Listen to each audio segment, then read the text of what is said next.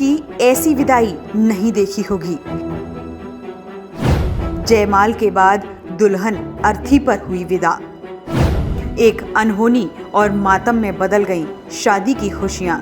शादी का एक ऐसा हादसा जिसे अब कोई नहीं भुला पाएगा। जब भी किसी की जयमाल होगी तो उस बाप को अपनी बेटी जरूर याद आ जाएगी। घटना ही कुछ ऐसी है।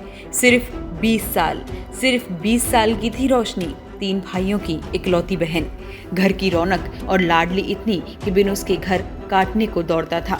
लेकिन रीति ही ऐसी है कि बेटी की विदाई तो होनी ही है। रोशनी की शादी महराजगंज जिले के ब्रजमनजंग के रहने वाले युवक से तय हुई। शादी की तारीख थी 13 मई 2022। तय समय पर बारात गोरखपुर के पीपीगंज थाना क्षेत्र के बिहुली गांव में पहुंची। घर की इकलौती बेटी थी रोशनी। पापा ने शादी में हैसियत से ज्यादा ही खर्च करने की कोशिश की। बारातियों की जरूरत का पूरा ख्याल रखा। ढोल नगाड़े और शहनाइयों की गूंज दूर दूर तक सुनाई दे रही थी। रिश्तेदार नातेदार से घर भरा हुआ था। बारात भी दरवाजे पर थी। स्वागत सत्कार के बाद वक्त हुआ जयमाल का। रोशनी ससुराल से आई दुल्हन के जोड़े में बेहद खूबसूरत लग रही थी। बेटी को दुल्हन बना देख माता पिता की आंखें भर आईं। हर किसी की नजर रोशनी पर टिक गई। लेकिन अगले पल वो हुआ जिसकी किसी ने कल्पना भी नहीं की थी। रोशनी स्टेज तक पहुंची और जयमाल की रस्म हुई। जयकारे और संगीत की धुन पर जयमाल का प्रोग्राम संपन्न हुआ। लेकिन अगले ही पल रोशनी बेहोश होकर स्टेज पर गिर पड़ी।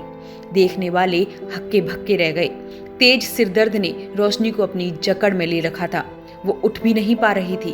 हालत गंभीर थी तो रोशनी को तुरंत अस्पताल ले जाया गया, जहां डॉक्टरों ने उसे मृत घोषित कर दिया।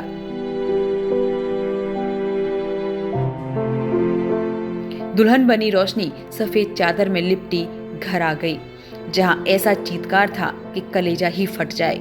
जो बेटी डोली में जानी थी वो अर्थी पर विदा हो गई।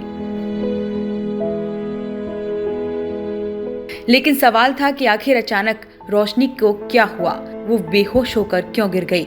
रोशनी के पिता ने बताया कि रोशनी के दिमाग में कोई दिक्कत थी, जिसका गोरखपुर में इलाज भी चल रहा था। शादी के शोर शराबे और तेज आवाज से रोशनी के सिर में तेज दर्द हुआ और उसकी मौत हो गई। 2 परिवारों में मातम छा गया।